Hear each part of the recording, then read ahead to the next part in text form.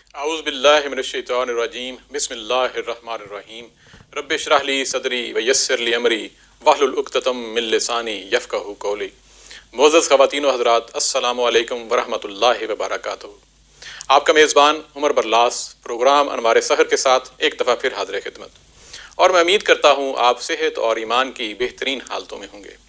تو آج کا ہمارا جو عنوان ٹاپک جو ہے خاص طور پہ دوسرے حصے کا، اس میں جو مین حصہ وہ تو یہ ہے کہ گھر والوں کے ساتھ سلوک جو ہے، اور اگر اس کی ہم سب ڈویژنز کر دی جائیں تو وہ ہے کہ شادی کے معاملات میں شادی کے پہلے کے انتظامات کیا ہونے چاہیے اور اسلام کیا کہتا ہے، اور اسی طرح کے شادی کے بعد جو ہے معاملات جو ہیں گھر والوں کے ساتھ جو سلوک ہے میاں بیوی کا آپس میں، اس میں ہمیں دین کی خاص طور پہ اور اللہ کے رسول کی جو سیرت ہے وہ کیا ہمیں روشنی دیتی ہے، اور اگر خدا نخواستہ معاملات جو ہیں وہ اس حد تک پہنچ جاتے ہیں کہ راہیں جدا ہو جاتی ہیں، اور اس کے بعد وراثت کے معاملات ہیں یہ سارے، تو وہ کہاں تک ہمیں دین جو ہے وہ رہنمائی کرتا ہے، اور اس عورت کے خاص طور پہ جس طرح بعض ایسی جگہوں پہ نحوست کا بھی وہ تھا، تو وہ ہے کہ اس جگہ پہ اسلام ہماری رہنمائی کیا کرتا ہے۔ جی بالکل، اب اس چیز کو تھوڑا سا آگے بڑھاتے ہیں، اور آپ ہمیں یہ بتائیے کہ خاص طور پہ آپ نے بات کی ہے ہمارے پاک و ہند کی اور اس دور کی جب ہمارے والدین تھے، ان کے والدین تھے، تو اس دور میں شادیوں کے ساتھ بہت چیزیں ساتھ اتنے لوازمات اٹیچ نہیں ہوتے تھے، اور شادی کا ایک جو ایج ہوتی تھی وہ آج کے اگر دیکھا جائے تو بہت زیادہ آپ کو فرق نظر آئے گا۔ بہت سی اس دور میں آپ دیکھا ہے بچہ جوان ہے ماشاءاللہ اور تھوڑا بہت اس نے اپنا کام کاج شروع کر دیا ہے، تو باقی جو چیزیں ہیں کہ اس کا ایک گھر بھی ہونا چاہیے، پلاٹ بھی ہونا چاہیے، اس نے دکان کون سی ہے، یا فلاں ڈگریاں بھی ابھی اس نے وہ کرنی ہے، یہ معاملہ ایٹ لیسٹ جو مجھے علم ہے، ہم بچپن میں اپنے دادا نانا کو جب دیکھتے تھے تو ان کے ہاں ایسی بات ہی نہیں ہوتی تھی جو دنیاوی اچیومنٹس ہیں۔ تو یہاں پہ یہ جو آج کل کے ماحول میں تو ادھر بھی اور ادھر بھی یہ چیزیں جو لوازمت اٹیچ ہو گئے ہیں، اس اعتبار سے اسلام کیا کہتا ہے کہ شادی کا جو معاملہ ہے وہ سادگی سے دیکھنا چاہیے، یا کہ واقعی یہ جو لوازمات ہیں وہ ضرورت بن گئی ہے؟ ایسا ہے کہ شادی کے لوازمات سے مراد کیا ہے؟ شادی کے لوازمات یہ نکاح کے لوازمات؟ جی، جب شادی ہوتی ہے اس دور پہ جو خرچ ہوتا ہے اس موقع پہ، اور اس سے جو پہلے کی جو چیزیں ریکوائرمنٹ بن جاتی ہیں، جس طرح آپ نے ابھی کہا کہ ان اللہ لا يحب المسرفین، پروردگار عالم غیر ضروری خرچ کرنے والوں کو پسند نہیں فرماتا، مسرف کو اللہ تعالیٰ پسند نہیں فرماتا، اور اسراف بیجا کی سخت تاکید آئی ہے کہ نہ کرو۔ اسراف بیجا کے نتیجے میں جو ہے وہ برکتیں اٹھا لی جاتی ہیں۔ اسراف بیجا کے نتیجے میں اس کے جو سائیڈ افیکٹ ہیں اس میں یہ بھی ہیں کہ ہم ایسے لوگوں کو بھی جانتا ہوں کہ جنہوں نے بچیوں کی شادی کے موقع سے یا بیٹوں کی شادی کے موقع سے انہوں نے بینک سے بہت بڑا قرض لیا، صرف اس لیے کہ جو ہمارے فرینڈ سرکل کے لوگ ہیں وہ ہم سے خوش ہو سکیں، ہمارا جو ریسپشن ہو کسی 5 اسٹار ہوٹل میں ہو، حالانکہ اس شخص کی اپنی حیثیت نہیں تھی، مگر محض دکھاوے کے لیے صحیح 5 اسٹار ہوٹل کا انتظام کیا، مختلف کھانوں کا انتظام کیا۔ اس کے بعد یہ دماغ میں ایک اصل میں ہمارے یہاں خوئے غلامی موجود ہے، ہم لوگوں کے ذہن میں جو ہے خوئے غلامی موجود ہے۔ سادگی پسند جب تک ہم رہے، قناعت پسند، توکل پسند، سادگی پسند، تو اللہ نے برکتیں رکھی ہیں، اور جب سے دکھاوا آ گیا، اور دکھاوے کا کمپٹیشن بھی ہے، اور فلاں کی شادی ایسی بھی تھی، فلاں کا اسٹیج ایسا ہوا تھا، حالانکہ اسلام کے دور اول کا آپ جائزہ لیں تو شادیاں کہاں ہوتی تھی؟ مساجد میں ہوتی تھی، یا نہیں تو گھر میں ہوتی تھی، اور اس کے بعد چند افراد جاتے تھے۔ شادی کے بنیادی چیزوں میں جو ہے نکاح کے بعد ولیمہ ہے، ولیمہ اختصار کے ساتھ بھی ہو سکتا ہے، چند افراد پہ مشتمل ہو سکتا ہے، اور یہاں آپ دیکھیے کہ ولیمے میں ہزاروں پاؤنڈ خرچ ہوتا ہے۔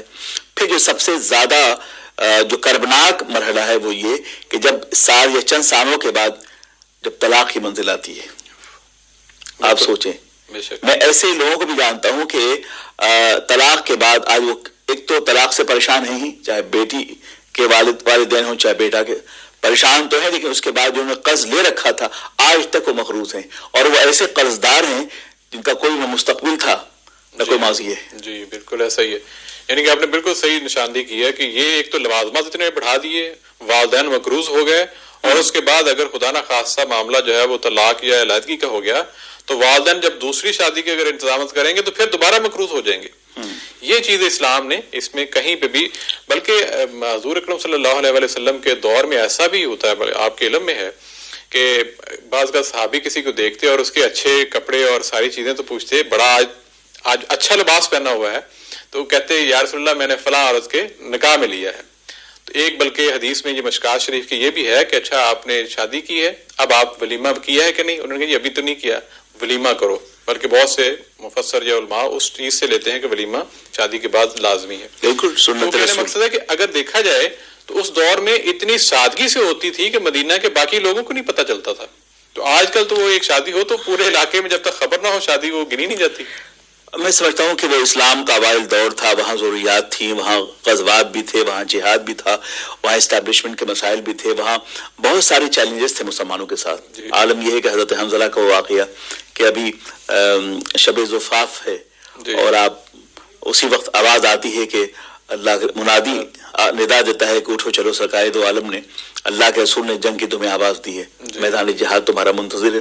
حضرت حنظلہ اسی وقت تشریف لے گئے اور اس کے بعد جو ہے کیا مقام ہے حضرت حنظلہ کا کہ جب لوگوں کی لاشیں تلاش کی گئی تو حضرت حنظلہ کی لاش نہیں ملی تو حضور نظر کرم آسمان پہ اٹھائی کون و مکان کے تاجدار نے فرش زمین پر رہنے والے آقا نے عرش بری کو دیکھا تو فرمایا گیا کہ فرشتے حضرت حنظلہ کو آسمان پہ غسل دے رہے ہیں. تو یہ نظر مصطفیٰ ہی دیکھ سکتی ہے اور یہ نگہ مصطفیٰ ہی کا اعجاز ہے. تو جب آپ بعد میں آپ کی لاش مبارک ملی تو بالکل دھلی ہوئی تھی وہ، چونکہ شب زفاف شادی کی پہلی شب تھی وہ. تو مقصد یہ ہے کس قدر وہ جانثار لوگ تھے جو دین کو پھیرانے کے لیے سب کچھ قربان کر دیا. تو آپ دیکھ کس قدر سادگی تھی ان کے یہاں، سادگی تھی.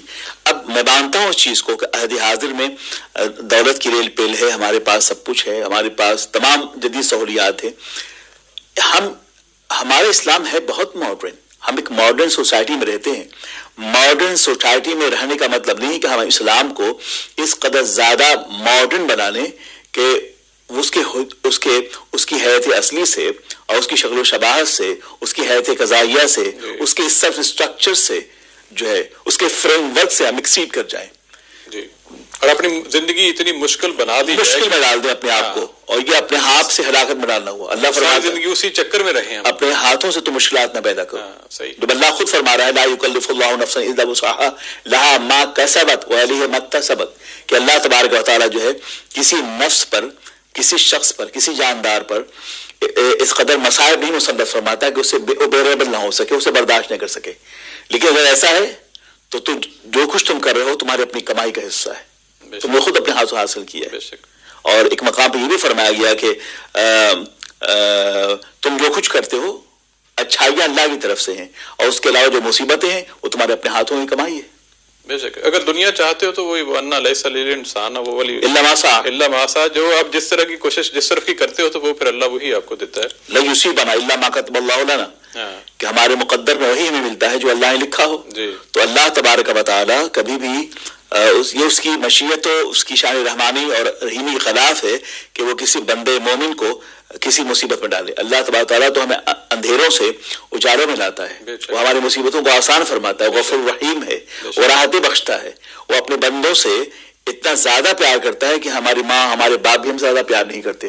تو وہ کب چاہے گا کہ ہم مصیبتوں میں گرفتار ہوں؟ لیکن یہ مصیبتیں اسی وقت آتی ہیں جب احکام الہی سے ہم بغاوت کا راستہ اختیار کرتے ہیں. کس نے کہا تھا آپ کو کہ آپ 30 to 50 پاؤنڈ آپ بچوں کی شادی میں آپ خرچ کریں؟ اس کے بغیر بھی شادی ہو سکتی. اور اگر عالم وہ تو چھوڑیں عمر بھائی، عالم یہ ہے کہ ہم نے بعض شادی کے کارڈ دیکھے ہیں، یعنی کہ آدھا کلو وزنی شادی کارڈ، اور نماز اس میں کیسے کیسے جواہرات سجے ہوئے تھے. یہاں UK میں ایک شادی یہاں جتنی ہوتی ہے نا، پاک و ہند میں اتنی یقین جانے 20 شادیاں ہو سکتی ہیں. بالکل. اب آپ بتائیں کہ مہندی کا کیا تصور ہے؟ کیا ہے مہندی؟ ہندوانہ رسم نہیں ہے، اور شادیوں میں کہیں ہے اس چیز کی کوئی تصور ہے؟ مہندی کیا چیز ہے؟ کتنا اخراجات اٹھ جاتے ہیں. مہندی کو اس احترام سے چار اٹھا کے لاتے ہیں جیسے کوئی نعمت غیر مترقبہ ہو جو ابھی آسمان سے یہ اتری ہو. اور یہی وہ لوازمات ہیں جنہوں نے شادیوں کو مشکل بنا دیا ہے، اور خواتین کے لڑکے. عالم یہ ہے کہ بچیوں کا لباس وہ ایک جیسا ہو، بچوں کا لباس ایک جیسا ہو. ویسے مولویوں کی تنقید کرتے ہیں کہ شیروانی پاجامہ پہنتے ہیں، ہے نا، اور یہ نماز پڑھنے جائیں گے تو یہ بالکل ٹائی پینٹ کوٹ پہن کر، ٹھیک ہے نا، الٹا ہے. اور جب شادی ہوگی تو دیکھیں ان کا لباس مولویانہ ہوتا ہے. تو یہ شیروانی اسی سائز کی ہو، چمک دمک، ایک زرخ برق شادیاں آپ یقین کر سکتے ہیں کہ ہو کیا رہا ہے. تو یہ وہ ریا والا معاملہ ادھر آتا نہیں پھر؟ ریا تو چھوڑیں صاحب، مجھے ڈر لگتا ہے کہ ہو کیا رہا ہے، خوف کھاتا ہے. اور کبھی مجھ جیسا، یا ہم آپ کی بات نہیں کرتے، آدمی جو اپنے آپ پر نظر ڈالتا ہے پھر سوچتا ہے خدا رہا یہ کیا ہو رہا ہے. سچی بات ہے، بڑی تکلیف دے اور خوف زدہ بندہ ہو جاتا ہے. اب بندہ کا ایمان کمزور ہو اگر تو سوچتا ہے، دل میں شکوہ کرتا ہے کہ اس کے پاس ہے کتنا جو خرچ کر رہا ہے. ہمارے بچوں نے اس طرح مطالبہ کر دیا مجھ سے، تو اس بڑی شادی میں شرکت کے بعد اگر ہم کل اپنے بچوں کی شادی کر رہے ہیں، کس قدر ہم احساس کمتری مبتلا ہوں گے، کیونکہ ہم انہی مہمانوں کو بلائیں گے نا اپنی شادی میں. بالکل تو یہ ہیں بالکل. اور جو وہاں موازنے ہوتے ہیں، وہاں گئے تھے وہاں تو 6-7 وہ کھانے تھے، تو یہاں تو ہمیں اتنے نہیں مل رہے.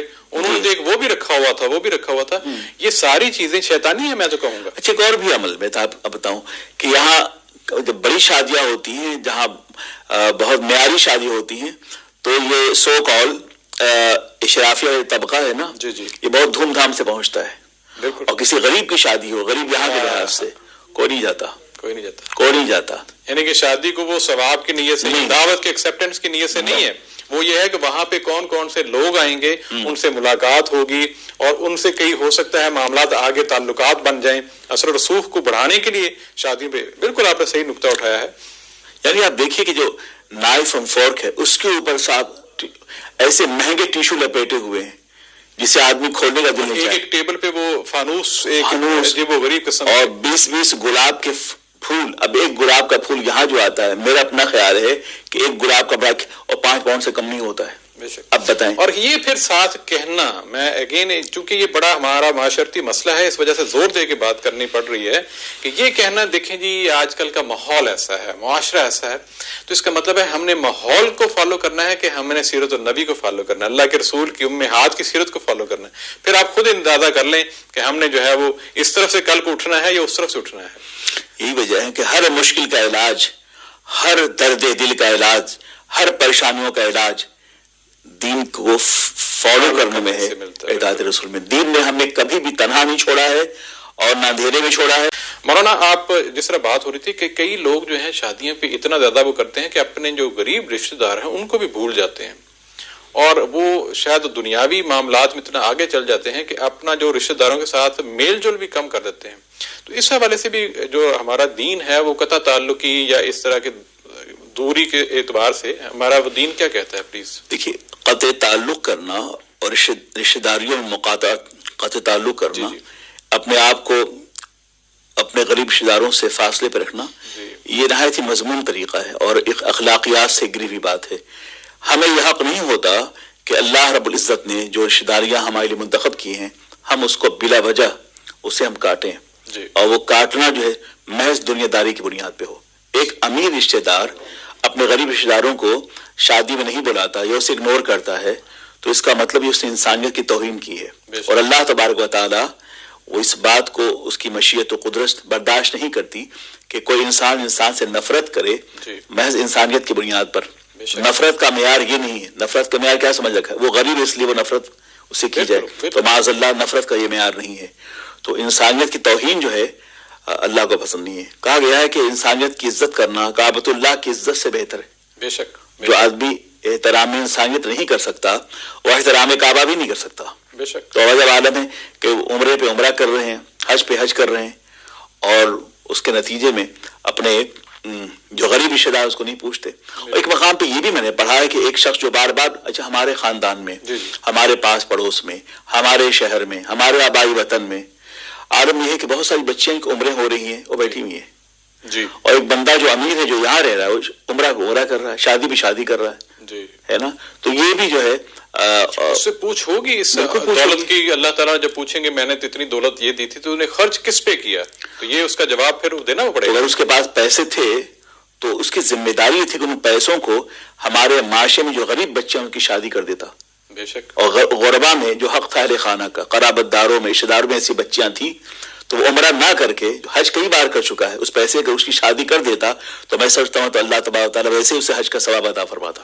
بے شک. اور بعض اوقات جو دوسری جگہ پہ خرچ کرتے ہیں، میں ایسے بہت سے لوگوں کو جانتا ہوں جو کہ ہر سمر کو وہ اپنا 7-6 کنٹریز کا جو ہے نا وہ پلان، وہ کیا پیکج ہوتا ہے وہ لیتے ہیں. وہ شادی کے برابر تقریباً جو ہے وہ ادھر خرچ کر دیتے ہیں. پوری فیملی جاتی ہے 8-10 پاؤنڈ جو ہے ادھر جا کے وہ خرچ کرتے ہیں. تو اس سے بھی دیکھا جائے تو صرف آپ نے سیر و تفریح کے لیے آپ اتنے زیادہ خرچ کر رہے ہیں, لیکن اگر آپ کے رشتے دار میں کوئی ایسی بچی اگر ہے شادی کی ایج میں, وہ پیسہ ادھر لگانا آپ کو بہت زیادہ اس کا ثواب ہوگا. میں سمجھتا ہوں اس طرح کے جو لوگ ہیں ہمیں انہیں بار بار ان سے مطالبہ کرنا چاہیے, سنجیدگی سمجھانا چاہیے کہ بھائی اپنے رویوں میں تبدیل لاؤ.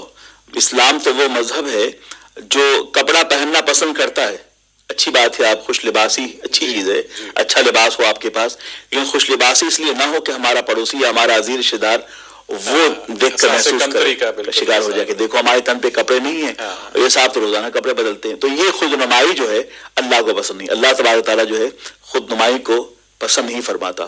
تو یہ بار بار ہالیڈے کرنا جو ہے, ہالیڈے کرنا کوئی اللہ کے دیے مال میں. اور آپ کو علم بھی ہے کہ ایسے لوگ مستحق ہیں آپ کے جاننے والوں میں سے, آپ کے محلے میں یا رشتے داروں میں, اور پھر آپ اگنور کر کے یہ جو خرچ باقی جگہوں پہ کر رہے ہیں جس طرح آپ نے فرمایا, تو اس طرح سے بھیجا ہے. بے شک بے شک یہ غیر ضروری خرچ ہے.